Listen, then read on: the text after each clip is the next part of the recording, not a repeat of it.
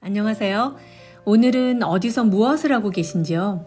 아침에 눈 떴더니 세상이 새하얗게 변해 있던데 소복히 내린 눈 보면서 수다의 시간을 좀 가져볼까 합니다. 괜찮으실까요? 사춘기를 대하는 우리의 자세라고 제목을 거창하게 붙였는데요. 며칠 전에 큰아이가 내뿜는 사춘기를 어찌어찌 잘 넘기는 아찔한 순간이 있었답니다.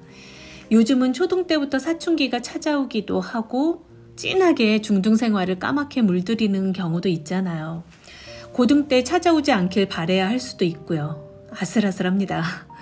정작 본인도 언제 어떻게 오는지 모르니까 우리가 할 수 있는 대처라는 것이 뭐가 있을까 한번 생각해 봤습니다. 첫째가 초등학생 때인 몇 년 전에 남편이 동창 모임을 다녀와서는 그러는 거예요. 저희는 좀 늦게 결혼을 해서 친구들 아이들과는 나이차가 꽤 있는데요. 남편 친구가 중고등학생인 아이들이 아빠가 퇴근하고 집에 와도 방에서 나오질 않는다고 했답니다. 주말에 가족 나들이를 계획했는데 아이 둘이 모두 안 가겠다며 나가버렸다는 거예요. 아내와 둘이 거실 소파에 앉아 있는데 딱히 둘이 뭐 할 게 없어서 멀뚱멀뚱 TV만 봤다고 했대요. 그 이야기를 친구들에게 하면서 너무 허망하고 슬프고 헛헛하다고도 했고요. 그리고 내 아이들인데 아이들이 무슨 생각을 하고 있는지 전혀 알지 못하는 이 상황이 너무 무섭다고 했답니다. 저희 남편은 그 이야기가 무척 강하게 남았던지 아이들과 대화를 잘 유지해 나가면서 사춘기가 잘 지나가길 바라야겠어 라고 몇 번이나 말한 적이 있습니다. 사실 남편과 저는 기억될 만한 사춘기를 보내지 않은 사람들이에요. 둘 다 생각이 좀 많은 편이고 사춘기를 혼자의 시간으로 보냈었기 때문에 우리 둘의 유전자를 받은 아이들도 티나지 않는 사춘기를 보내리라 조심히 예상했습니다.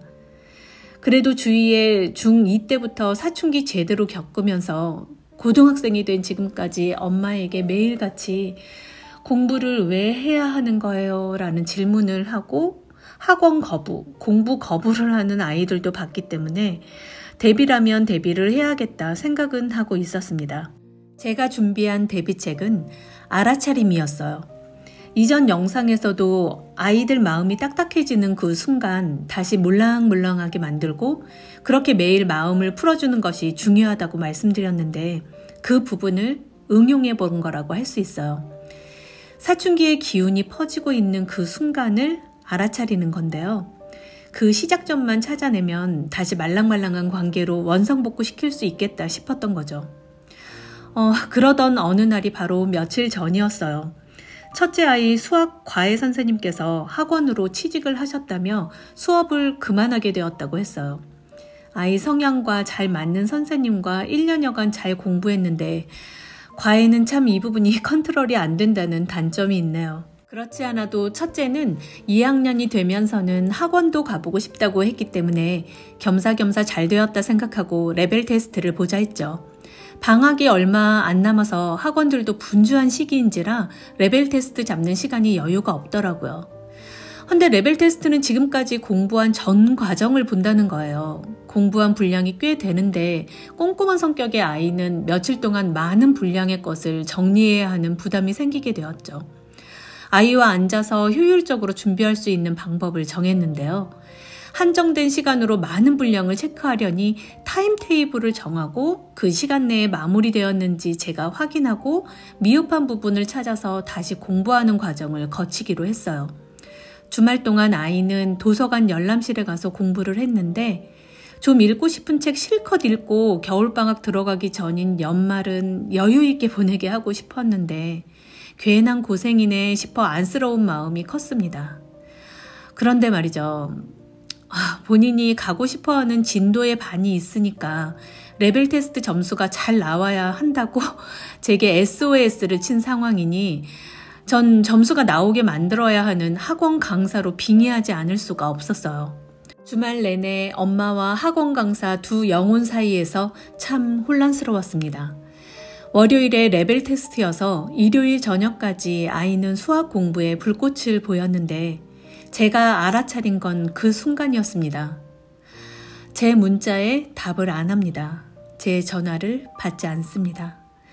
집에 온다는 문자도 없이 들어옵니다. 들어와서는 까딱 고개만 흘리듯 하고는 방으로 들어갑니다. 말없이 잠듭니다. 싸하죠. 저는 잠이 안 오더라고요. 남편이 말한 그 무서운 순간이 찾아온 걸까 싶어서요. 그런데 지독한 생각쟁이인 이 생각 바퀴가 쉴 새 없이 돌다 보니 잠이 안 올 만큼 아이의 상황을 알아차린 이 순간이 또 너무 감사했습니다.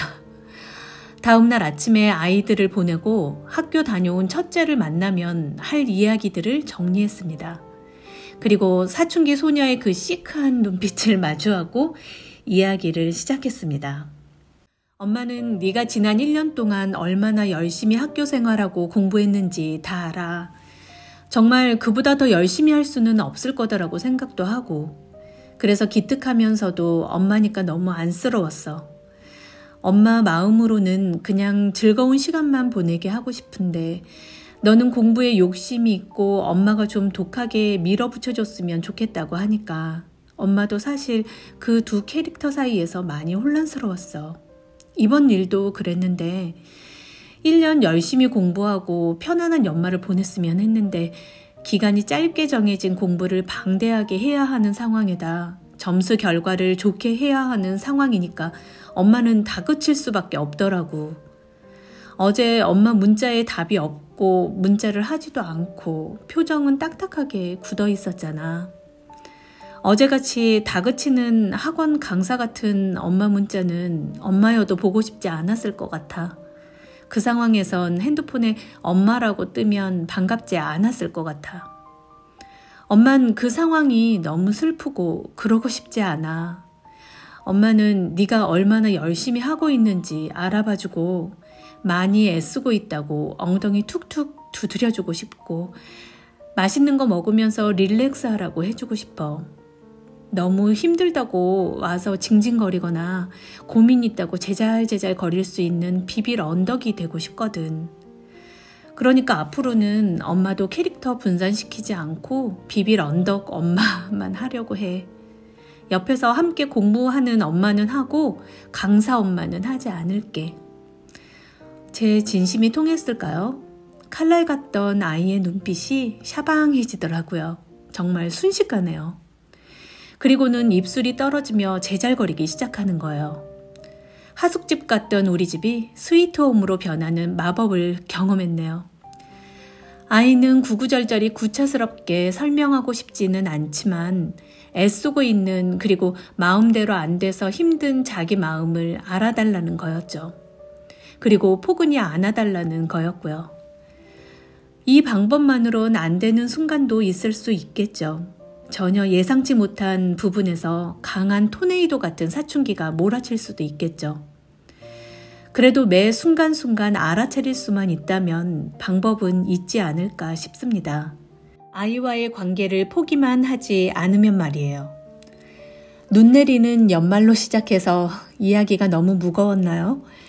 다음엔 좀 더 샤방샤방한 이야기로 찾아오겠습니다. 그럼 오늘 하루 따뜻한 차 한 잔 마시면서 아이들과 편안한 대화 나눠보시길 바라봅니다. 들어주셔서 감사합니다.